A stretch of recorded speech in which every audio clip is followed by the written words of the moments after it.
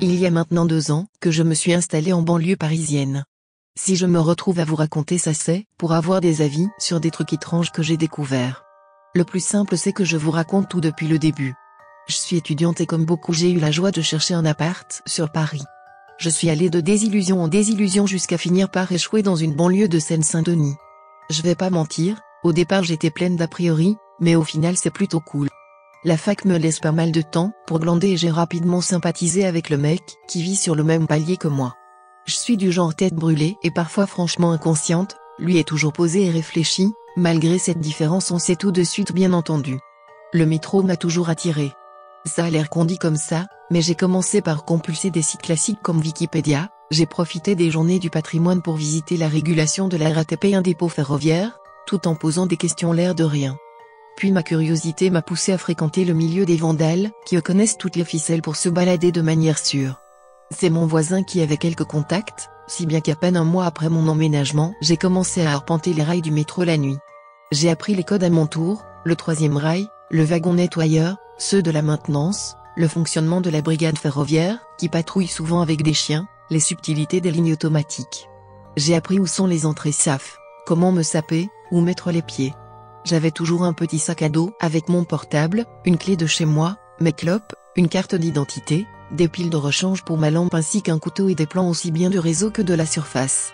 J'ai pris de l'assurance au fil du temps et j'ai commencé à me balader seule. Au début je me contentais de parcourir les rails entre 2 stations, puis j'ai progressivement été de plus en plus loin.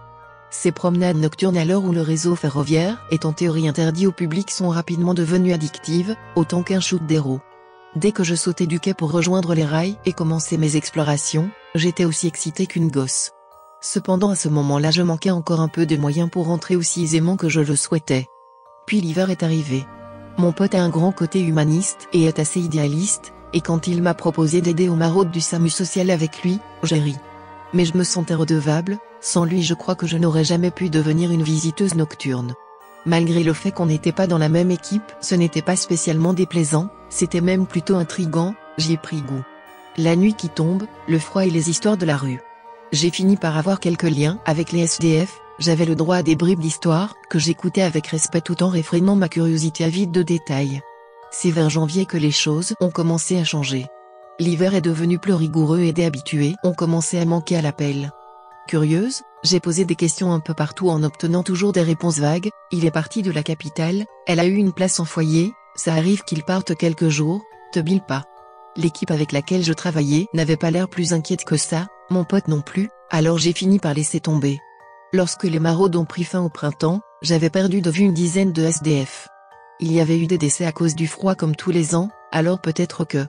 Puis l'année est passée doucement, je fréquentais toujours 2 à 3 nuits par semaine le réseau ferroviaire, j'avais réussi à choper un passe-partout à bon prix ce qui me permettait de rentrer beaucoup plus facilement. J'écumais les coulisses de la RATP avec joie. Je gardais à présent une bombe de peinture sur moi et posais mon blaze assez régulièrement aux côtés de grands noms du milieu en étant aussi intimidée et fière qu'une gamine. Au bout d'1 an je me suis sentie prête à explorer ce qui m'attirait vraiment, les stations fantômes. Dans mes rêves, je grimpais sur les quais d'Axo, cette station mythique qui n'a jamais vu un seul passager, j'arpentais la voie des finances. J'ai préparé mes propres plans en référençant les voies de maintenance, les ateliers, les stations de lavage et tout ce que j'avais découvert au fil du temps. En fouillant sur internet, j'ai même pu trouver les points GPS des stations fantômes. J'ai appris mon plan, ainsi que les horaires des dernières et des premières rames par cœur. Je connaissais même la signalétique, qui fait office de code de la route, pour les conducteurs. Je me tenais à l'affût via le site officiel des travaux en cours afin d'éviter ces zones-là. J'interrogeais régulièrement les anciens, qui se baladent avec une facilité déconcertante dans le réseau, je suivais leurs conseils avec un respect presque religieux. Dans l'ensemble tout s'est toujours bien passé. Certaines stations ont été plus vandalisées que d'autres, certaines squattées, mais je n'ai jamais eu de soucis. Il faut dire que j'ai soigneusement évité la station la plus surveillée, celle de Gare du Nord, qui a été réaménagée en centre de formation, beaucoup se sont fait choper par la ferroviaire là-bas. En 1 an, je me suis fait arrêter qu'une seule fois. À cette période-là je n'avais pas de peinture sur moi, si bien que j'ai simplement écopé d'une amende pour violation de propriété. L'hiver est de nouveau arrivé. J'ai repris le bénévolat pour le SAMU social et le même manège s'est produit, des gens qui disparaissent sans que personne n'y prête attention. J'avais naïvement espéré revoir les disparus de l'an dernier, mais non. La saison s'est finie et le constat était le même que l'an dernier. Sauf que cette fois-ci ma curiosité ne s'est pas rendormie, je voulais comprendre. Il n'y avait pas de profil type, ni de caractéristiques communes à ma connaissance.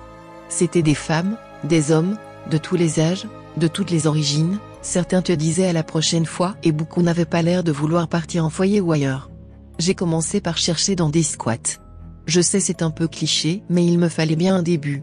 Il est clair que je ne connais pas tous les lieux de ce genre en Île-de-France, alors j'ai fait avec mes maigres infos sur le domaine et en continuant de saouler mes potes avec mes questions pour avoir d'autres adresses. Sans résultat. Mes balades métropolitaines ont été remplacées par ça, c'était ma nouvelle obsession, je voulais comprendre. Mais les rails ont rapidement fini par me manquer, visiter des squats c'est clairement pas la même dose d'adrénaline. Je me suis alors intéressé aux quelques gares désaffectées restantes, pour joindre les deux, mais les résultats étaient toujours absents. Un jour, un mec ayant eu vent de ma fascination pour les lieux oubliés et interdits m'a glissé 2 lettres à l'oreille, SK. Mes recherches étaient au point mort, tout le monde s'en foutait, ma curiosité était piquée alors j'ai abandonné mon enquête et je suis parti là-dessus. Google m'a renseigné sur ce projet de transport, soi-disant novateur et abandonné dès la fin de la construction, seule une ligne sur les 3 a fonctionné quelque temps. J'ai continué mes recherches, interrogé mes contacts, des forums spécialisés, apparemment personne avait tenté l'exploration du réseau. Ce truc semblait obscur, oublié par tous. Cependant j'ai fini par trouver un accès à la ligne passant dans mon département. Je m'attendais à découvrir un truc similaire au métro, ça a été le cas au début, mais ça a rapidement dérapé. D'abord, il y avait les rats. Pas juste une petite dizaine, comme on peut croiser dans les tunnels, vraiment, des régiments entiers de rongeurs. J'ai tout de même continué, j'avais toute la nuit, le truc était totalement abandonné. Pas d'entretien régulier, pas de surveillance. Et puis, il y a eu l'odeur. Je vais m'égarer quelques secondes, mes parents avaient une maison de campagne et régulièrement des souris s'installaient dans les épais murs en pierre, du coup ils mettaient du grain empoisonné et souvent les bestioles allaient crever dans les murs de la maison tout en dégageant une odeur fétide. Ce que j'ai senti ce jour-là, c'était la même chose mais en plus fort. Ça ne m'a pas inquiété sur le moment, j'ai cru à un traitement de dératisation. Les installations bien qu'abandonnées restent à la charge de l'État, alors c'était pas improbable, personne n'a envie d'avoir des souterrains infestés de nuisibles. J'ai ensuite trouvé des lambeaux de fringues éparpillés, ils avaient l'air usés par le temps et étaient couverts d'une poussière noirâtre. Je sais pas pourquoi mais j'ai poursuivi, en pensant naïvement que des gosses s'étaient amusés à les faire passer par les grilles d'aération. Pour avoir fait quelques repérages à l'air libre, afin d'être sûr de mon accès, j'avais pu voir plusieurs grilles. Aujourd'hui je sais que c'est con d'avoir cru ça, mais je commençais à pas mal stresser alors je pense que j'ai voulu me rassurer un peu. Ce qui a fait monter d'un cran la tension, c'est les traces. On aurait dit que quelqu'un avait trempé sa main dans un pot de peinture avant de la faire glisser le long du mur. Sauf que dans le cas présent, la peinture tirait sur le rouge sombre, presque noir. Je n'ai pas immédiatement pensé à du sang. Au début j'ai songé à une blague, un avertissement fait par des squatteurs. J'ai hésité, je me suis allumé une clope le temps de réfléchir et j'ai finalement décidé de rester. Les traces continuaient sur une dizaine de mètres avant de s'arrêter en devenant plus fines et en se séparant en 5 traînées, Je sais que ça fait longtemps que je ne suis pas venu ici, j'en suis désolé. Tout d'abord je veux vous remercier pour tous vos MP, je ne m'attendais pas à en recevoir autant. Les conseils de certains m'ont bien aidé, et savoir que des inconnus ont pu s'inquiéter pour moi est plutôt touchant. J'ai commencé par suivre le conseil le plus récurrent, retrouver le mec qui m'a parlé du SK. Je n'avais pas donné de détails sur notre rencontre dans mon précédent post.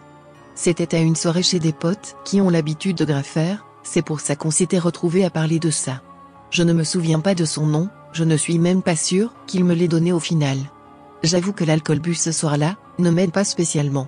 C'est à se demander comment j'ai pu retenir le SK, bref, j'ai décrit le type à mes potes, il évoque absolument rien à personne, personne semble le connaître. À croire que le type s'est pointé tout seul à la soirée. Faute d'éléments, j'ai abandonné cette piste. Putain, j'ai l'impression de parler comme un flic. Après avoir hésité pendant plus d'1 mois et malgré vos avertissements, je suis donc retourné dans le SK. J'avais besoin de détails pour pouvoir poursuivre mes recherches. Vous m'avez notamment conseillé de traduire le texte écrit.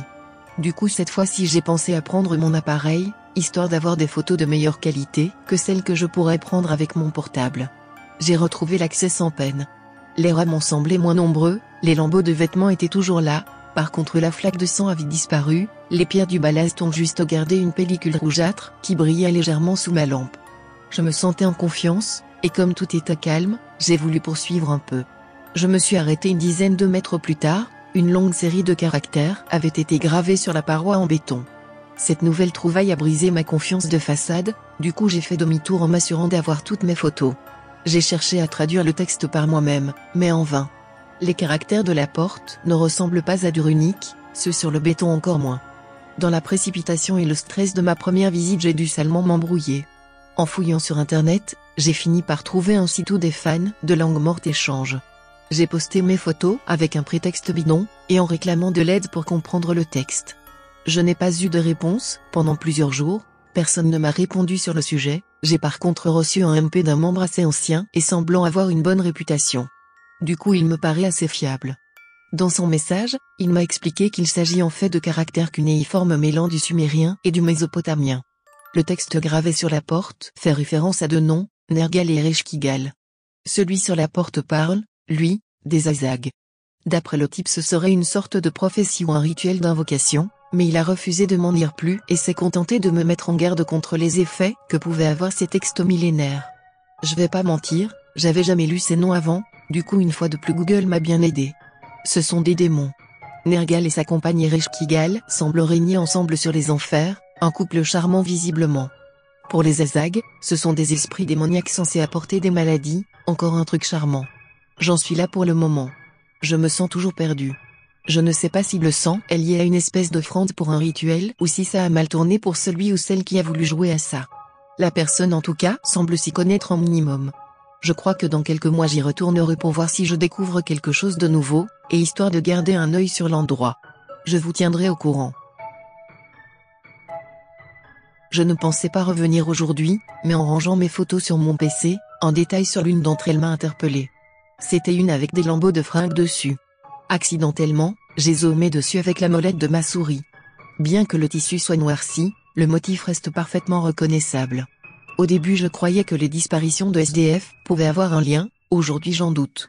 En effet, quel adulte porterait des fringues avec des putains de petits canards jaunes dessus ?